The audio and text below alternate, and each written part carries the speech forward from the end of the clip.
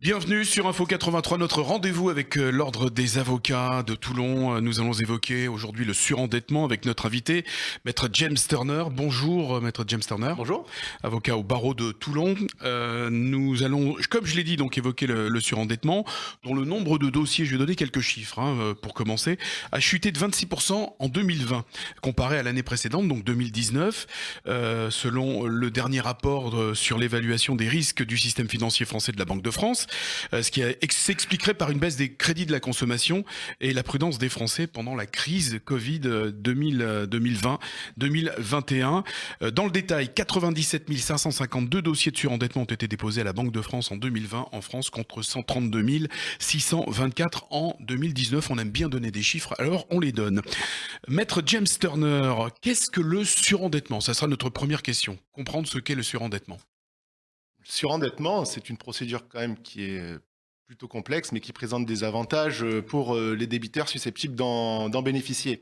Alors, le surendettement, c'est une procédure ouverte au bénéfice des personnes physiques de bonne foi qui se trouvent en situation de surendettement, comme son nom l'indique, laquelle est caractérisée par l'impossibilité manifeste de faire face à l'ensemble de ses dettes professionnelles exigibles et à échoir. En clair, en décodé, cela veut dire que lorsque on se trouve dans l'impossibilité de régler ses crédits, ses loyers, vous pouvez trouver le secours et la bienveillance de la Banque de France pour bénéficier d'une procédure de surendettement qui conduirait, deux options envisageables, au réaménagement de vos dettes, voire à l'extinction si effectivement votre situation est irrémédiablement compromise. Alors qui est concerné, particulier, professionnel? C'est une procédure qui est ouverte aux particuliers et il faut être plus précis là-dessus quand même, c'est-à-dire aux particuliers, mais aux personnes physiques de bonne foi, qui agissent pour des besoins, non professionnels. Une subtilité cependant, puisque, les entrepreneurs individuels à responsabilité limitée, ce qu'on appelle chez nous les EIRL, peuvent bénéficier d'une procédure de surendettement, pour le patrimoine qui n'est pas affecté à leur activité professionnelle. Alors, toutes les personnes physiques ne peuvent pas bénéficier d'une procédure de surendettement. En sont exclus les commerçants, artisans, professionnels libéraux, ce qu'on appelle également les indépendants, mais également les agriculteurs qui exerceraient Mmh. en nom propre, puisque ceux-ci peuvent bénéficier d'un autre dispositif de désendettement qui est en réalité la procédure de sauvegarde, redressement ou liquidation judiciaire. Donc c'est plus précisément pour le particulier, on va dire, lorsqu'on parle de surendettement. Quand faut-il franchir le pas? C'est-à-dire quand faut-il se déclarer en situation de surendettement? Bah, comme en matière de procédure collective, Oui. le maître mot, c'est l'anticipation. Lorsqu'on se trouve dans une situation où on a du mal à payer ses crédits, ses loyers, il faut pas trop tarder et il faut pas hésiter à franchir le pas, même si pour certaines personnes ça peut paraître, infamant, mais il faut saisir la commission de surendettement afin de trouver une solution et pour éviter de se trouver dans une situation qui, se révélerait inextricable. Alors pour se mettre en situation de surendettement, comment cela fonctionne-t-il? À qui faut-il s'adresser tout d'abord? La première chose, c'est, s'adresser à la commission de surendettement qui se trouve dans les locaux de la Banque de France de votre département. Alors, faut prendre rendez-vous actuellement, c'est un petit peu compliqué, je vous le cache pas À pour cause du le télétravail? Oui. télétravail, contexte sanitaire. Il faut retirer un dossier de surendettement qu'on va remplir. Il faut le remplir de la manière la plus exhaustive possible en précisant l'intégralité de vos ressources, de vos charges, mais également, préciser la situation sociale dans laquelle on se trouve, par exemple chômage, séparation et remplir ce dossier-là, remettre à la commission de surendettement qui, au bout d'un délai de 3 mois maximum, statuera sur la recevabilité de votre demande. Alors on a vu, vous avez parlé de chômage, de situations, compliquées, mais, on peut être en possession, de biens. Alors est-ce que le surendettement protège le patrimoine quand même? Ou bien, on va le perdre? Heu, il y a plusieurs options qui sont envisageables. Faut savoir que le surendettement, c'est quand même une procédure qui vise à rééchelonner les dettes du débiteur. Donc en cela, effectivement, la procédure de surendettement protège, le patrimoine du débiteur. C'est d'autant plus que, faut savoir que la décision de recevabilité, je pense qu'on s'exprimera sur les modalités de fonctionnement de la procédure de surendettement, par la suite, mais la décision de recevabilité suspend toutes les voies d'exécution, dont pourrait faire l'objet le débiteur. Donc oui, au moins temporairement, la procédure de surendettement protège le patrimoine du débiteur. faut savoir que ça le protège de manière temporaire, puisque l'objectif du surendettement, c'est d'aboutir à un plan de redressement, heu, qu'il soit convenu avec les différents créanciers ou imposé par la commission de surendettement, heu, et pendant une durée de 7 ans maximum. On reviendra là-dessus plus tard. En revanche, le rétablissement personnel avec liquidation protège effectivement le patrimoine du débiteur des créanciers, mais ne perdons pas non plus de vue que le rétablissement personnel avec liquidation vise à réaliser l'intégralité des actifs du débiteur. Il y a des conséquences hein, quand même dans l'ouverture d'une procédure de surendettement.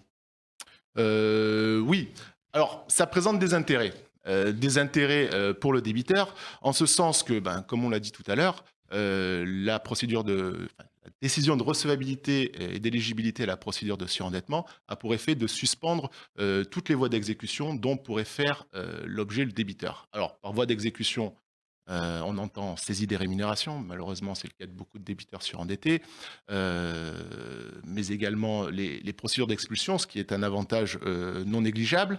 Sous certaines conditions, ça peut interrompre également les procédures de saisie immobilière. Ça a également pour effet d'interdire le paiement des créanciers antérieurs à l'ouverture de la procédure de surendettement. Ça Alors, suspend. créancier, ça suspend. Hmm. Ça suspend. Non, ça interdit les paiements. C'est un effet non négligeable. Ça rend plus difficile également la réalisation des, de la résiliation, pardon, excusez-moi, des contrats d'assurance. Donc, ça présente quand même un certain nombre d'intérêts, ne serait-ce que pour figer la situation du débiteur, pour lui permettre de trouver une solution de désendettement. Revers de la médaille, parce qu'il y en a il y en a quand Mhm. même un, c'est que la décision d'éligibilité à la procédure de recevabilité à la procédure de surendettement a pour effet d'entraîner l'inscription du débiteur au fichier des incidents de paiement de crédit aux particuliers, ce qu'on appelle FICP plus couramment. Oui, alors donc dans une situation compliquée, c'est quand même une protection, hein. Alors quelles sont les solutions avant d'arriver au surendettement? Solution avant d'arriver au surendettement, bah, j'aurais tendance à dire qu'il y en a 2, de plusieurs ordres. Heu, Toujours tenter de négocier avec les créanciers. Par exemple, lorsque vous vous trouvez en situation d'impayé, notamment locatif, il faudrait éventuellement trouver une solution d'appurement avec votre bailleur. Mais naturellement, c'est soumis à son bon vouloir. Pareil pour les créanciers de nature bancaire, trouver des moratoires. Néanmoins, plus particulièrement s'agissant des crédits immobiliers ou des crédits à la consommation, lorsqu'on se trouve face au refus de son créancier, qu'il soit légitime ou pas, hein, il y a quand même des possibilités ouvertes par le Code de la consommation de saisir le juge pour obtenir un moratoire qui ne pourra cependant pas excéder 2 ans. Voilà, donc la discussion avant d'arriver donc à cette solution du surendettement. Vous êtes sur Info 83 avec l'ordre des avocats, maître James Turner, avocat au barreau de Toulon, pour évoquer le surendettement. Les demandes de surendettement sont-elles systématiquement acceptées, maître? Non. Non, on ne peut C'est pas clair. être catégorique là-dessus. Néanmoins, la commission de surendettement fait preuve, plus particulièrement en ce moment, d'une certaine bienveillance. Il faut savoir que quand même, pour être éligible à la procédure de surendettement, outre la question de la qualité inhérente au débiteur, il faut faire preuve de bonne foi, puisque c'est un dispositif d'aide aux débiteurs malheureux. Il ne s'agit pas non plus de confier un blanc-seing total aux débiteurs. Donc la bonne foi, c'est la notion cardinale du surendettement, et il faut qu'elle soit remplie. Par exemple, pour faire simple, hein, une personne qui aura sciemment multiplié les crédits pour Mhm. effectuer des achats totalement irraisonnés, tels que des voitures de luxe, ou quelqu'un qui aura multiplié, ça existe, qui aura multiplié les loyers impayés alors que le montant du loyer est sans commune mesure avec les facultés contributives du débiteur. Ces personnes-là seront légitimement exclues du bénéfice du surendettement. J'ai failli répondre du tac au tac, hein, vous demander si vous aviez des noms, mais on va pas faire de la délation ici. En combien dure une procédure de surendettement, maître James Turner? Alors, 2 cas de figure. 2 cas de figure, soit on s'oriente, dans le cadre du surendettement, vers un réaménagement des dettes. Auquel cas, il y a une durée légalement fixée qui est plafonnée à 7 années. C'est-à-dire que, on va tenter de trouver un plan d'appurement avec les créanciers. S'ils refusent, possibilité d'imposer des mesures par la commission de surendettement et auquel cas, on peut aller jusqu'à un échelonnement de 7 ans. Deux exceptions cependant, et toujours dans un esprit d'aide du débiteur et afin de protéger sa résidence principale, on pourra excéder ces délais-là, pour permettre au débiteur de conserver sa résidence principale, toutefois en assurant le paiement de son créancier, notamment immobilier. En matière de rétablissement personnel avec ou sans liquidation judiciaire, ça dépend. Deux cas de figure, rétablissement de personnel avec liquidation judiciaire, on prend l'intégralité des actifs du débiteur, on les réalise. Une fois que la réalisation est intervenue, et le délai dépend des modalités de Mhm. réalisation, hein, une fois que la réalisation est intervenue, on désintéresse les créanciers, ce qui dépasse, entre guillemets, on l'éteint et c'est fini. Dans le cadre d'une procédure de rétablissement personnel sans liquidation judiciaire, ça peut être beaucoup plus rapide, hein. On se trouve dans une situation où le débiteur est dans une situation malheureusement irrémédiablement compromise. Mhm. Il n'a pas d'actifs de valeur à réaliser, auquel cas la commission de surendettement peut imposer un rétablissement personnel sans liquidation judiciaire. Bon, le rétablissement personnel, ça se fait toujours avec l'accord du débiteur, il faut le Mhm. savoir. Et auquel cas, ça va très vite. On impose, pas de contestation, on éteint les dettes et le débiteur est libéré de ses créances. Toutefois, revers de la médaille, une nouvelle fois, rétablissement personnel implique inscription au FICP pendant un délai de 5 ans, ce qui est normal. Ouais, des situations compliquées, c'est la majorité des cas, je suppose, quand on est face à des personnes qui ouvrent des dossiers de surendettement. C'est vraiment des situations extrêmes. Les mesures de rétablissement personnel, oui, ce sont des situations extrêmes. On peut constater qu'il s'agit de personnes qui sont inférées dans la situation de surendettement, dans la spirale du surendettement, et qui se trouvent dans une situation où, quoi qu'on puisse trouver comme solution, bah, ils n'arriveront jamais à apurer leur passif. Et ces gens-là, il faut quand même un petit peu leur tendre la main et les aider pour pouvoir leur permettre d'avoir un nouveau départ dans la vie et ne J'ai- pas en faire des débiteurs sempiternels. Quand vous dites jamais, c'est jamais sans l'ouverture de la procédure de surendettement, hein, Ah, bien c'est sûr, un heureusement. impératif. Les solutions sont trouvées à terme. Est-ce que vous avez des statistiques locales? Statistiques locales, j'en ai pas personnellement. Bon, Néanmoins, j'ai bien fait de vous poser la question. elles sont consultables sur le site De la Banque de France. de la Banque de France et il y a effectivement des statistiques locales qui ont été publiées par, la commission de surendettement du Var et étonnamment, j'ai été surpris en les découvrant, on peut constater que nonobstant la crise sanitaire, il y a eu une baisse des dépôts, de dossiers de demande de surendettement. Oui, C'est dû à la prudence des Mhm. débiteurs, certainement, mais également, je pense, hein, et c'est pas étranger à tout cela, au fait que le gouvernement a fait quand même a pris des mesures quand même importantes pour permettre aux entreprises et donc aux employeurs de pouvoir survivre. Néanmoins, certes, baisse des dossiers de demande, en revanche, augmentation du nombre de redépôts. C'est-à-dire que lorsque vous bénéficiez d'une procédure de surendettement, on peut vous consentir un moratoire de 2 ans, par exemple, c'est pas exclu. Et à la suite de ce moratoire, il devient de plus en plus fréquent que les gens déposent une nouvelle demande de surendettement afin de permettre de trouver une solution qui n'aurait pas été trouvée dans le premier moratoire qui leur aurait été consenti. Et pour étayer les propos que vous teniez, 90 milliards d'euros d'épargne forcée, c'est ce qui résulte en fait de cette crise sanitaire. Donc effectivement, et ce qui explique la prudence et la précaution également, qui explique la baisse des dépôts de dossiers de surendettement. On n'a pas parlé des créanciers. Quelle est la situation des créanciers dans la procédure de surendettement, maître James La Turner? situation des créanciers, elle n'est pas forcément très enviable. Effectivement, lorsqu'on parle de débiteur, on parle nécessairement de créancier. Alors, le créancier, faut pas penser non plus que c'est le dindon de la farce et qu'il va devoir subir cette procédure de surendettement. Le processus du surendettement associe quand même grandement le débiteur à la rencontre de solutions. Il faut savoir qu'il est interrogé à chaque niveau de la procédure. On lui demande son avis, enfin, on l'informe de l'ouverture de la procédure de surendettement, on l'informe ou on l'interroge plus précisément sur les mesures qui sont envisagées et il n'est pas sans recours. Euh, Si j'étais créancier, que j'étais en train d'entreprendre une mesure d'expulsion à l'encontre de mon locataire indélicat, excusez-moi du terme, mais c'est une réalité quelquefois. Vous avez la possibilité, et c'est ce que je conseillerais à un créancier, de former un recours à l'encontre de la décision de recevabilité. C'est la décision cardinale, hein. La décision de recevabilité à la procédure de surendettement, c'est ça qui conditionne la suite de la procédure.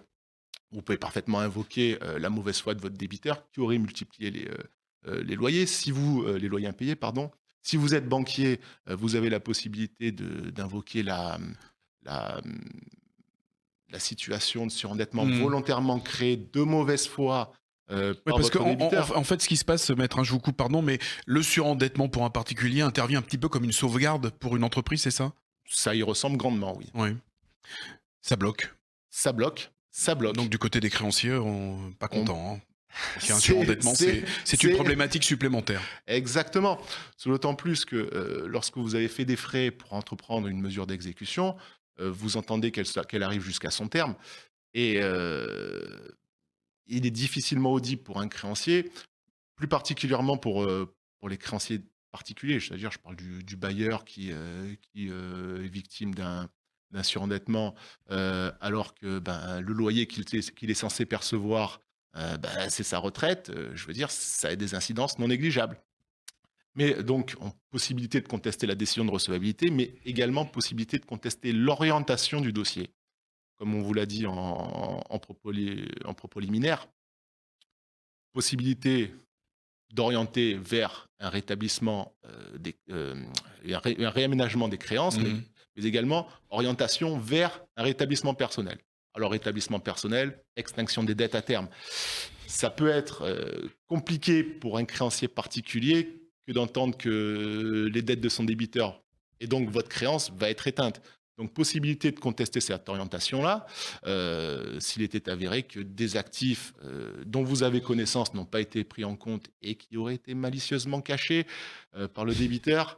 Ça C'est pas intervient à beaucoup exclure. dans les dossiers de surendettement, justement, la mauvaise foi. À la bonne foi, c'est une notion cardinale. Voilà.